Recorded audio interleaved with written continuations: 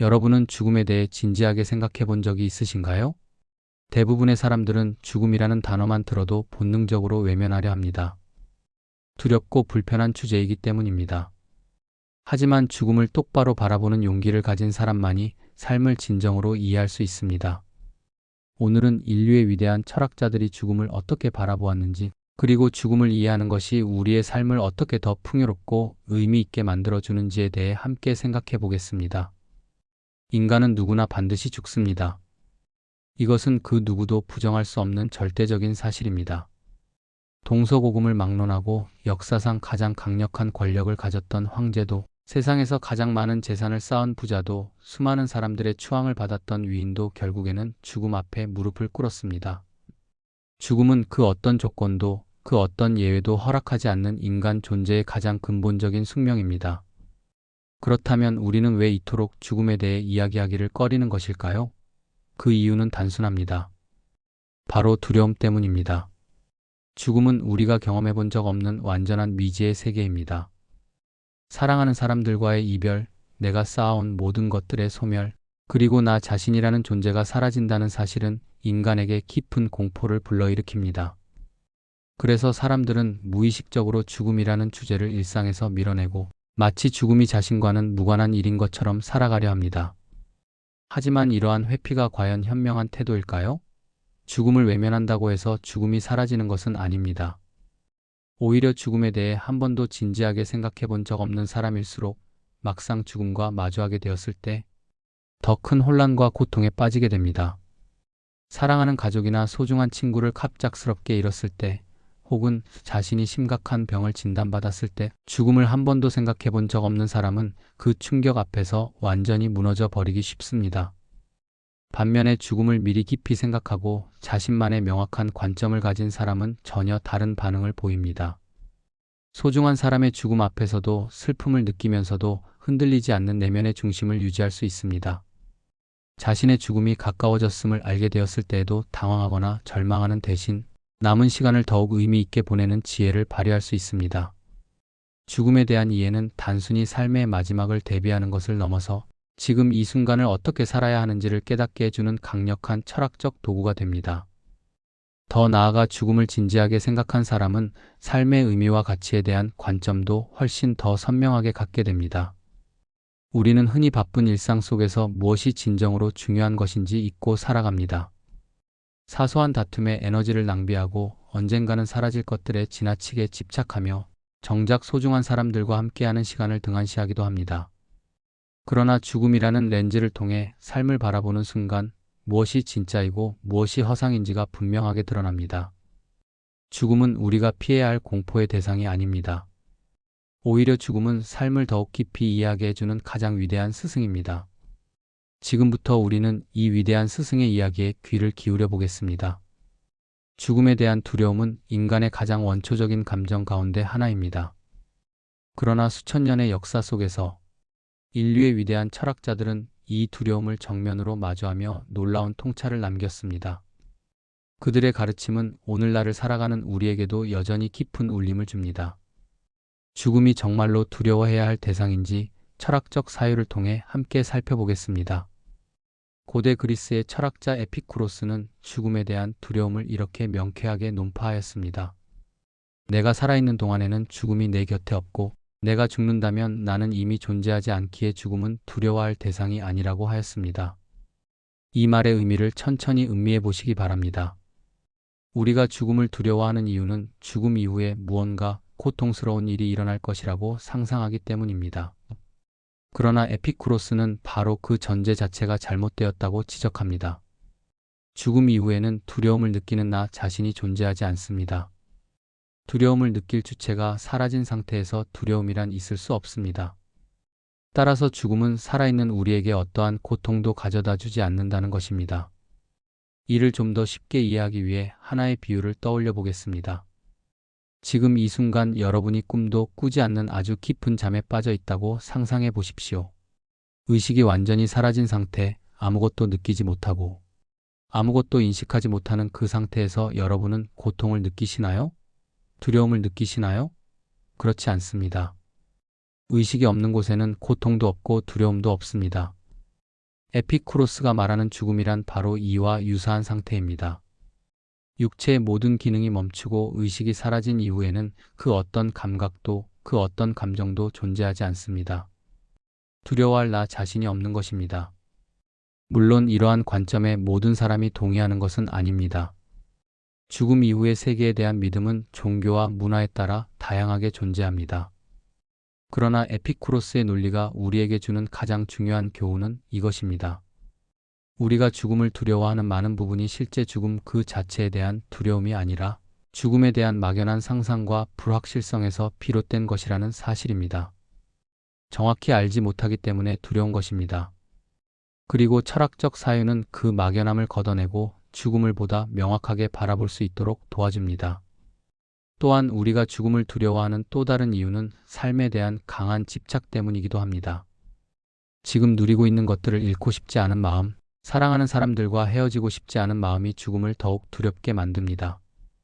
그러나 이 집착 역시 죽음 그 자체에 대한 두려움과는 구별할 필요가 있습니다. 삶을 소중히 여기는 마음은 아름다운 것입니다. 하지만 그 소중함이 죽음에 대한 과도한 공포로 이어질 때 오히려 지금 이 순간의 삶을 충분히 누리지 못하게 만드는 역설이 발생합니다. 죽음을 두려워하지 않는다는 것은 삶을 포기하거나 무관심하게 살아가는 것이 아닙니다. 오히려 죽음에 대한 두려움에서 자유로워질 때 우리는 지금 살아있는 이 순간에 더욱 온전히 집중할 수 있게 됩니다. 철학은 우리에게 죽음을 외면하라고 가르치지 않습니다. 죽음을 정면으로 바라보고 그것을 이해함으로써 더욱 충만한 삶을 살아가라고 가르칩니다. 해는 매일 동쪽에서 떠오릅니다. 그리고 하루의 끝이 되면 어김없이 서쪽으로 집니다. 우리는 이 사실을 두려워하지 않습니다. 슬퍼하지도 않습니다. 그것이 자연의 이치이기 때문입니다. 봄이 오면 꽃이 피고 가을이 오면 낙엽이 집니다. 새싹은 자라고 열매를 맺으며 결국 땅으로 돌아갑니다. 이 모든 것이 우리 눈앞에서 매일 반복되는 자연의 순환입니다. 그렇다면 인간의 삶과 죽음도 이와 다르지 않습니다. 태어남이 있으면 반드시 죽음이 있습니다. 이것은 거스를 수 없는 자연의 섭리입니다. 시야를 더 넓혀서 우주적 차원으로 바라보겠습니다. 우리가 살고 있는 이 광활한 우주도 영원하지 않습니다. 과학자들에 따르면 우주는 약 138억 년 전 대폭발을 통해 탄생하였으며 언젠가는 소멸의 운명을 맞이하게 될 것이라고 합니다. 수천억 개의 별을 품고 있는 거대한 은하도 수십억 년의 세월을 빛나온 태양도 결국에는 그 생을 다하게 됩니다. 인간이라는 존재가 이 거대한 우주의 흐름 앞에서 혼자만 예외일 수는 없습니다. 죽음은 인간에게만 주어진 형벌이 아니라 존재하는 모든 것들이 공평하게 받아들여야 하는 우주적 법칙인 것입니다. 이러한 관점에서 네덜란드의 위대한 철학자 스피노자의 사상은 우리에게 깊은 깨달음을 줍니다. 스피노자는 세상에서 일어나는 모든 일이 필연적이라는 사실을 깨닫게 되면 감정적 거리를 유지할 수 있다고 하였습니다. 여기서 필연적이라는 말은 그 일이 반드시 일어날 수밖에 없는 이유와 원인이 있다는 뜻입니다. 죽음 역시 마찬가지입니다. 죽음은 우연히 일어나는 불운한 사건이 아닙니다. 생명이 존재하는 순간부터 이미 예정된 필연적인 과정입니다. 스피노자는 이러한 필연성을 온전히 이해하고 받아들일 때 인간은 불필요한 두려움과 부정적인 감정으로부터 벗어날 수 있다고 가르쳤습니다. 죽음을 자연스러운 과정으로 받아들이는 것은 결코 체념이나 포기가 아닙니다. 오히려 그것은 삶과 죽음의 본질을 꿰뚫어보는 깊은 지혜에서 비롯된 태도입니다. 강물은 높은 곳에서 낮은 곳으로 흐릅니다. 강물이 그 흐름에 저항하며 괴로워하지 않듯이 죽음을 자연스러운 흐름으로 받아들이는 사람은 쓸데없는 저항으로 에너지를 낭비하지 않습니다. 그 에너지를 오히려 살아있는 지금 이 순간을 더욱 풍요롭게 만드는 데 사용할 수 있습니다. 우리 주변에서도 이러한 태도를 가진 사람들을 종종 만날 수 있습니다. 오랜 세월을 살아온 어르신들 가운데 죽음을 담담하게 받아들이는 분들이 있습니다. 그분들은 죽음을 앞두고도 평온한 얼굴로 지난 삶을 돌아보며 감사함을 표현합니다. 그것은 단순히 나이가 들었기 때문이 아닙니다. 오랜 삶의 경험을 통해 삶과 죽음이 하나의 자연스러운 흐름 안에 있다는 사실을 몸으로 터득하였기 때문입니다. 죽음을 자연스럽게 받아들이는 사람은 죽음 앞에서도 품위를 잃지 않습니다. 그리고 그 품위는 주변 사람들에게도 큰 위안과 가르침이 됩니다. 죽음을 자연의 일부로 바라보는 순간 죽음은 더 이상 우리 삶을 위협하는 어둠의 존재가 아닙니다. 그것은 삶이라는 여정의 완성이며 모든 존재가 걸어가야 할 마지막 관문입니다. 이 사실을 가슴 깊이 받아들일 때 우리는 비로소 죽음의 두려움에서 벗어나 삶을 있는 그대로 온전히 살아갈 수 있게 됩니다. 죽음이 피할 수 없는 필연이라는 사실을 진정으로 받아들이는 순간 신기한 일이 일어납니다. 지금껏 흐릿하게만 보이던 삶의 모습이 갑자기 선명하게 눈앞에 펼쳐지기 시작합니다. 마치 안개가 걷히고 맑은 하늘이 드러나듯 무엇이 진정으로 중요한 것인지가 비로소 또렷하게 보이기 시작하는 것입니다. 죽음을 이해한다는 것은 삶을 포기하는 것이 아니라 오히려 삶을 가장 깊이 이해하는 길임을 이제 우리는 알게 됩니다. 지금 이 순간 여러분이 살아 숨쉬고 있다는 사실을 생각해 보십시오. 심장이 규칙적으로 뛰고 폐가 공기를 들이마시며 눈으로 세상을 바라볼 수 있다는 것, 이 모든 것이 얼마나 놀라운 기적인지 우리는 평소에 잊고 살아갑니다. 138억 년의 우주 역사 속에서 수없이 많은 우연과 필연이 겹쳐진 끝에 지금 이 자리에 내가 존재하고 있습니다. 죽음의 필연성을 이해한 사람은 이 평범한 순간이 결코 평범하지 않다는 사실을 깨닫습니다. 살아있음 그 자체가 이미 기적인 것입니다. 삶의 의미는 길이에 있지 않습니다. 짧게 살았더라도 그 삶이 충만했다면 그것은 충분히 아름다운 삶입니다. 오래 살았더라도 매 순간을 무감각하게 흘려보냈다면 그 삶은 진정한 의미를 갖기 어렵습니다. 죽음의 필연성을 깨달은 사람은 시간의 양이 아니라 시간의 질에 집중합니다. 주어진 하루하루를 더욱 깊이 느끼고 더욱 진하게 살아가려 합니다. 그것이 죽음이 우리에게 가르쳐주는 삶의 방식입니다. 사랑하는 사람을 잃었을 때의 슬픔도 이러한 관점에서 바라볼 수 있습니다. 소중한 사람의 죽음 앞에서 느끼는 슬픔은 너무나 자연스러운 감정입니다. 그 슬픔을 억누르거나 외면할 필요는 없습니다. 그러나 죽음을 필연적 과정으로 이해하는 사람은 슬픔 속에서도 균형을 잃지 않습니다. 함께했던 소중한 순간들, 나누었던 따뜻한 말, 한마디 함께 웃었던 기억들을 떠올리며 감사함으로 슬픔을 감싸 안을 수 있게 됩니다. 죽음은 관계를 끊어내는 것이 아니라 그 관계 속에서 쌓인 모든 것들을 가슴 안에 영원히 간직하게 만드는 과정이기도 합니다. 죽음의 필연성을 이해할 때 삶은 더욱 선명해집니다. 사소한 것에 분노하며 에너지를 낭비하는 일이 줄어들고 오늘 이 순간 곁에 있는 사람들의 소중함이 새롭게 느껴집니다. 언젠가 반드시 끝이 온다는 사실이 역설적으로 지금 이 순간을 가장 충실하게 살아가도록 우리를 이끌어줍니다. 우리 몸을 이루고 있는 원자들은 어디에서 왔을까요? 놀랍게도 우리 몸속의 원자들은 수십억 년 전 별의 내부에서 만들어진 것들입니다. 먼 옛날 어느 별이 생을 다하고 폭발하면서 우주 공간으로 흩어진 물질들이 기나긴 시간의 흐름 속에서 지구에 모이고 결합하여 마침내 지금의 나를 만들어냈습니다. 우리는 문자 그대로 별의 후손입니다. 수많은 원자들이 아주 정교하게 배열되어 잠시 이 세상에 깃든 존재, 그것이 바로 우리 인간입니다. 이러한 우주적 관점에서 바라보면 삶과 죽음의 의미가 전혀 다르게 보이기 시작합니다. 죽음이란 내가 사라지는 것이 아닙니다. 나를 이루고 있던 원자들이 다시 자연으로 돌아가는 것입니다. 내 몸을 구성하던 물질들은 흙이 되고 물이 되고 바람이 되어 다시 이 세상의 일부가 됩니다. 그리고 그 물질들은 또 다른 생명의 탄생에 기여하게 될 것입니다. 죽음은 소멸이 아니라 위대한 순환의 한 부분입니다.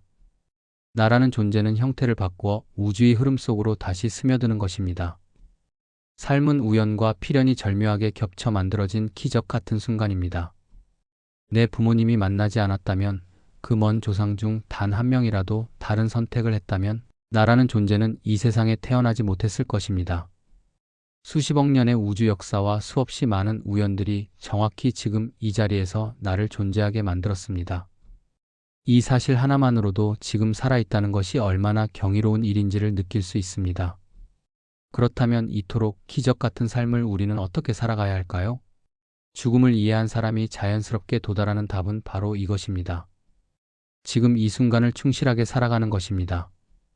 언젠가는 반드시 죽는다는 사실을 가슴 깊이 새기는 것은 삶을 비관하기 위함이 아닙니다. 오히려 그 사실이 오늘 하루를 더욱 소중하게 만들어주는 강력한 원동력이 됩니다. 내일 일어날 일을 걱정하며 오늘을 낭비하는 대신 지금 이 순간 내 앞에 있는 사람에게 더 따뜻하게 대하고 지금 하고 있는 일에 더 온전히 집중하며 지금 느끼는 감정을 더 깊이 음미하는 삶이 가능해집니다. 철학자들은 오래전부터 정기적으로 자신의 죽음을 상기하는 습관을 권해왔습니다. 오늘이 내 삶의 마지막 날이라면 어떻게 보내겠느냐는 질문을 스스로에게 던져보는 것입니다. 이 질문은 우리를 불안하게 만드는 것이 아니라 무엇이 진정으로 가치 있는 것인지를 깨닫게 해주는 지혜로운 훈련입니다. 매일의 일상 속에서 이 질문을 간직한 사람은 삶의 우선순위가 달라집니다. 불필요한 것들은 자연스럽게 뒤로 물러나고 진정으로 소중한 것들이 삶의 앞자리를 차지하게 됩니다. 오늘 우리가 함께 살펴본 내용을 정리해 보겠습니다.